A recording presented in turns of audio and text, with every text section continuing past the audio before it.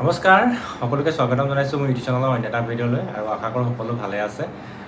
তো ভিডিঅ'টো আৰম্ভণিতে আপোনালোকক কৈ দিওঁ, আজি যিহেতু জুনৰ 1 তাৰিখ, তো 4 তাৰিখে নিৰ্বাচনৰ নিৰ্বাচন যি আছিলে ভাৰতৰ কেন্দ্ৰীয় চৰকাৰৰ, তাত আপোনালোকৰ ফলাফল ঘোষণা কৰিব। তাৰপিছতে কিন্তু বাকী যিমানবিলাক কাম কাজ আছে আৰম্ভ হ'ব। কাৰণ কেলৈ মই এইকাৰণে এইটো কথা কৈছোঁ, মই ভিডিঅ'টো দিয়াৰ লগে লগে আপোনালোকে মোক কমেণ্ট কৰিব যে দাদা ইণ্টাৰভিউ জুলাইত হ'বনে, জুনত হ'বনে, কেতিয়াকৈ এডমিট দিব। তো মই সেইকাৰণে আপোনাক আগতীয়াকৈ কৈ দিছোঁ যে 4 তাৰিখৰ পিছতে যিমানবিলাক কামৰ প্ৰক্ৰিয়া আছে, ইণ্টাৰভিউ হওক বা বিজ্ঞাপন প্ৰকাশেই হওক, সেইবিলাক তোমাৰ 4 তাৰিখৰ পিছতহে প্ৰকাশ পোৱাৰ সম্ভাৱনা আছে। যিহেতু আপোনালোক সকলোৱে জানে যে 4 তাৰিখলৈকে যিহেতু কোড অফ কণ্ডাক্ট চলি আছে, এতিয়া একো নতুন কাম হাতত নলয় অসম চৰকাৰে। সেইকাৰণে 4 তাৰিখৰ পিছতহে আপোনালোকে গম পাব। আৰু এইখিনিতে আৰু এটা কথা কওঁ, 4 তাৰিখে যিহেতু ফলাফল ঘোষণা কৰিব আৰু যিহেতু আগতে সামগ্ৰিক পৰিৱেশটো আপোনালোকে গম পাইছে, নিৰ্বাচনত কোন জিকিব কোন হাৰিব। তো মই যদি কৈ দিওঁ বিজেপি জিকিব, হয়তো আপোনালোকে মোক ক'ব বিজেপি ছাপোৰ্টাৰ বুলি, বা মই যদি কংগ্ৰেছৰ কথা কওঁ আপোনালোকে ক'ব কংগ্ৰেছৰ ছাপোৰ্টাৰ বুলি। আচলতে সেইটো মেটাৰ নহয়, মেটাৰ হৈছে আপোনালোকক সোনকালে ইণ্টাৰভিউটো পাতিব লাগে। কাৰণ কেলৈ 2023 চনত যিসকল ল'ৰা ছোৱালীয়ে নিযুক্তি পাইছিলে ফৰেষ্ট ডিপাৰ্টমেণ্টতে হওক বা জেলৰ জেল ডিপাৰ্টমেণ্টতে হওক বা এক্সাইজতে হওক, তেওঁলোকৰ আজি তাৰিখত সম্পূৰ্ণ 1 বছৰ হৈ গ'ল। বহুত ল'ৰাই আজি ছ'চিয়েল মিডিয়াত তেওঁলোকে শ্বেয়াৰ কৰিছে যে ফাইনেলি 1 year কমপ্লিট ছাৰ্ভিচ, ঠিক তেনেকুৱা কথা। আৰু আপোনালোকে তেওঁলোকে চাকৰি পোৱা 1 বছৰ হৈ গ'ল, আৰু আপোনালোকে চাকৰি এই কাৰণে ৰৈ থকা 1 বছৰ হৈ গ'ল। আপোনালোকে আকাশ পাতাল চিন্তা কৰক, তেওঁলোকৰ পাৰ্থক্যবিলাক আপোনালোকে চাওক।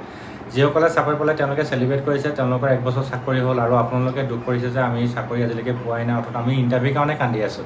তো ঠিক তেনেকুৱা কথা। মই বিজেপি বা কংগ্ৰেছৰ ছাপোৰ্টাৰ বুলি কথাটো কোৱা নাই, কিন্তু আপোনালোকে ভুল যাতে নুবুজে, মই সেইকাৰণে কথাটো ক'লোঁ। যদি বিজেপি জিকে তেতিয়াহ'লে আৰু যিমানবিলাক আহিবলগীয়া যিমানবিলাক ইণ্টাৰভিউ হওক বা এডভাৰটাইজমেণ্টেই হওক, সেইবোৰ খুব ক্ষীপ্ৰ গতিৰে আৰম্ভ হ'ব।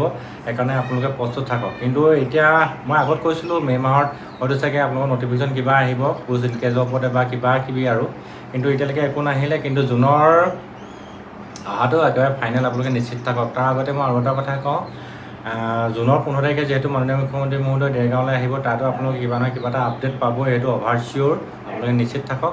তাৰপিছতে আপোনালোকৰ হয়তো চাগে জুন মাহতে আপোনালোকৰ এডমিট কাৰ্ড ইছ্যু হ'ব বা নটিফিকেশ্যন কিবা নহয় কিবা জুন মাহত আহিব। এতিয়া জুলাই মানৰ ফালৰ পৰা চাগে আপোনালোকৰ ইণ্টাৰভিউৰ দৌৰ হ'ব, বা যদি SI-খিনি যদি ফাৰ্ষ্ট প্ৰিফাৰেঞ্চ যদি তেওঁলোকৰ যদি ৰিটেন টেষ্ট দিয়ে, তেনেকুৱা কিবা নহয় কিবা এটা নিশ্চয় হ'ব। কিন্তু জুলাইৰ পৰা আপোনালোকৰ ইণ্টাৰভিউৰ প্ৰক্ৰিয়া আৰম্ভ হ'ব। সেইকাৰণে আপোনালোকে প্ৰস্তুত থাকক। আপোনালোকে চিন্তা কৰক, মই এতিয়া যিহেতু ক'লোৱে 23 চনত পোৱাসকলৰ 1 বছৰ হৈ গ'ল, কিন্তু আপোনালোকে 23 চনৰ পৰা আজি 1 বছৰ দিন ৱেইট কৰিলে, অৰ্থাৎ আপোনালোকৰ ডিচেম্বৰ লাষ্ট ডেট আছিলে, ডিচেম্বৰত লাষ্ট ডেট হৈ গ'ল। লাষ্ট ডেট হৈ যোৱাৰ লগে লগে আপোনালোকে ডিচেম্বৰ জানুৱাৰীৰ পৰা আজি তাৰিখলৈকে আপোনালোকে 7 মাহ ৱেইট কৰিলে, আৰু 1 মাহ ৱেইট কৰক। আৰু এই 1 মাহ ৱেইট কৰাই নহয়, আচলতে এই 1 মাহ আপোনালোকে পুনৰ প্ৰস্তুতি ক্ষীপ্ৰতাৰে পুনৰ প্ৰস্তুতি আপোনালোকে কমপ্লিট কৰক। মই এইকাৰণে কৈছোঁ, কাৰণ কেলৈ জুলাইত যদি ইণ্টাৰভিউ দূৰ হৈ যায় তেতিয়াহ'লে আপোনালোকৰ সময় নাই। এতিয়াই আপোনালোকে এই 1 মাহ আপোনালোকে ৰিটেনৰ কাৰণে দৰ্জা মাৰি দিয়ক, পঢ়াৰ কাৰণে, আৰু ৰানিঙৰ কাৰণে ফুল জোচত ৰানিং কৰক। একদম 1 মাহে যি আছে, যিহেতু আজি 1 তাৰিখ, আৰু মই 1 তাৰিখৰ কাৰণে আজি ভিডিঅ'টো বনাইছোঁ মই আপোনালোকে। আৰু মই আপোনালোকে সকলোৱে জানে মই ডেইলি ভিডিঅ' নিদিওঁৱে, কিবা এটা আপোনালোকৰ মটিভেট বা কিবা এটা আপডেট পালে মই আপোনালোকৰ ভিডিঅ' দিওঁ। চ' মোৰ কোনো কিবা এটা ইউটিউবৰ পৰা পইচা পাম বুলি মই আপোনালোকৰ ভিডিঅ'খিনি দিয়া নাই, কিন্তু আপোনালোকে যাতে সহায় হওক সেইকাৰণে দিছোঁ। মই অলৰেডি এটা ইউটিউবৰ পৰা এটা পে'মেণ্ট পাইছিলোঁ বাৰু, মই ভিডিঅ'টো শ্বেয়াৰ কৰিছোঁ, আৰু এইবিলাক ভিডিঅ' মানুহে নাচায়, তথাপিতো মই আপোনালোকৰ কাৰণে জনাইছিলোঁ যে ইউটিউবৰ পৰা সামান্য কিবা এটা পাইছিলোঁ, আৰু এইখিনি কেনেকৈ মই চেলিব্ৰেট কৰিলোঁ সেইটো কথাও কৈছোঁ। চ' মই আপোনালোকৰ ইউটিউবৰ পৰা পইচা পাম বুলি কথাখিনি কোৱা নাই, কিন্তু আপোনালোকৰ যাতে সাহস পাওঁ সেইকাৰণে কৈছোঁ। আৰু এইটো ইণ্টাৰভিউ যদি 2024 আৰু চাগে ইণ্টাৰভিউ নাপাতে, কাৰণ কেলৈ ইয়াৰ গোটেই প্ৰক্ৰিয়াটো চাগে নৱেম্বৰ ডিচেম্বৰলৈকে যাবগৈ। আৰু এইটো মোৰ কথা নহয়, এইটো অসম চৰকাৰৰ কথা। চৰকাৰৰ লাভ হ'ব লাগিব, আপোনাৰ মোৰ লাভৰ কথা নহয়। আজি চৰকাৰে যদি ইণ্টাৰভিউ পাতোঁ বুলি ক'লে হ'লে ইলেকশ্যনৰ আগতে পাতিব পাৰিলেহেঁতেন, কিন্তু ইলেকশ্যনৰ আগত নাপাতিলে, ঠিক তেনেকুৱা কথা। সেইকাৰণে আপোনালোকে পুনৰ প্ৰস্তুতিৰে সংগ্ৰাম চলাই যাওক। জাষ্ট 1 মাহ আছে, এই 1 মাহে আপোনালোকে ৰানিঙেই হওক বা ৰিটেনেই হওক, যিমানখিনি কমি আছে পূৰা কৰক। মই এতিয়া আকৌ কৈছোঁ, আপোনালোকে ৰিটেনৰ কাৰণে বহুত ল'ৰা কিন্তু এইবাৰ ফিজিকেল পাছ কৰিব, সেইটো অভাৰ চিয়'ৰ।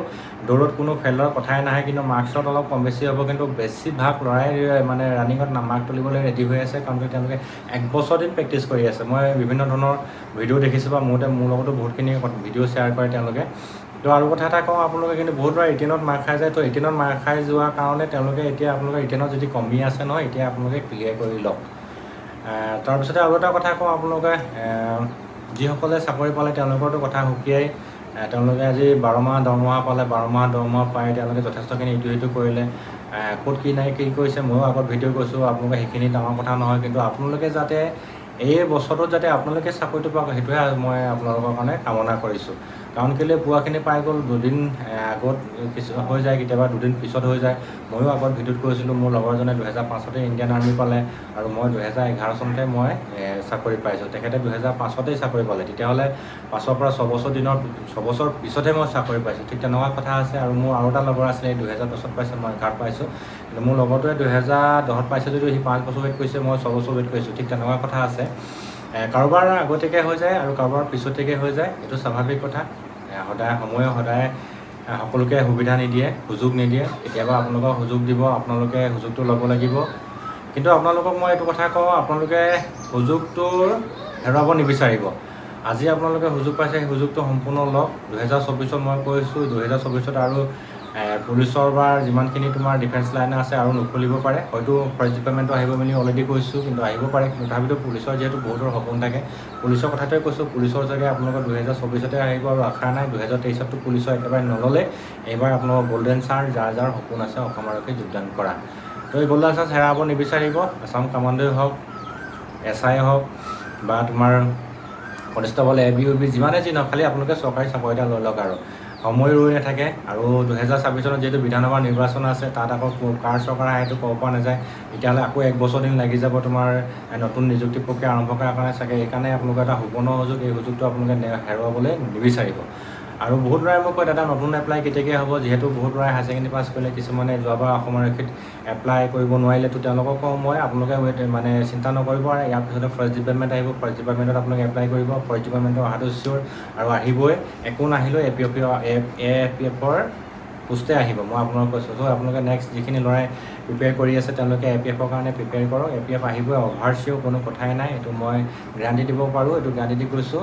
সেইকাৰণে আপোনালোকে কি কৰিব, যাৰ অসম আৰক্ষীৰ কাৰণে ইণ্টাৰভিউ মানে এডমিট কাৰ্ড আহিব লগা আছে বা এপ্লাই কৰিছে, তেওঁলোকে অসম আৰক্ষীৰ কাৰণে প্ৰস্তুত থাকক। আৰু যিসকল নতুনকৈ ল'ৰা ছোৱালীয়ে মানে অসম আৰক্ষীৰ কাৰণে হ'ব বিচাৰিছে, তেওঁলোকে যদি অসম আৰক্ষী নতুন এপ্লাই নহয়, তেতিয়াহ'লে আপোনালোকে ফৰেষ্ট ডিপাৰ্টমেণ্টৰ কাৰণে ৰেডি হৈ থাকক। কিন্তু আপোনালোকে প্ৰিপেৰেশ্যন নেৰিব।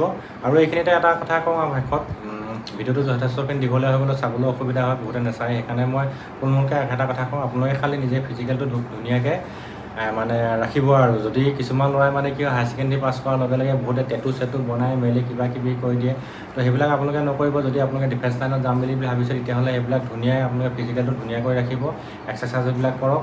আৰু শেষত আৰু এটা কথা কওঁ, যদি ইণ্টাৰভিউটো যিহেতু জুলাইত যদি হ'বই ৰাণী, তেতিয়াহ'লে আপোনালোকৰ শৰীৰটো এতিয়া কষ্ট হ'ব 1 মাহ। আৰু এই 1 মাহ কষ্টত আপোনালোকে নিজৰ শৰীৰটোৰ কাৰণে নিজে অলপ খুব কেয়াৰ ল'ব। বতাহ আহিছে, বৰষুণ দিছে, ৰ'দ দিছে। তো গৰম ঠাণ্ডাৰ মাজতে মানে জলবায়ুটো হৈছে। চ' আপোনালোকে নিজে কেয়াৰ ল'ব, যাতে কিবা এটা অঘটন নহওক, তাৰে কামনা কৰিছোঁ। শেষত সকলোৱে ভাল হওক, তাকে কামনা কৰিছোঁ। ধন্যবাদ।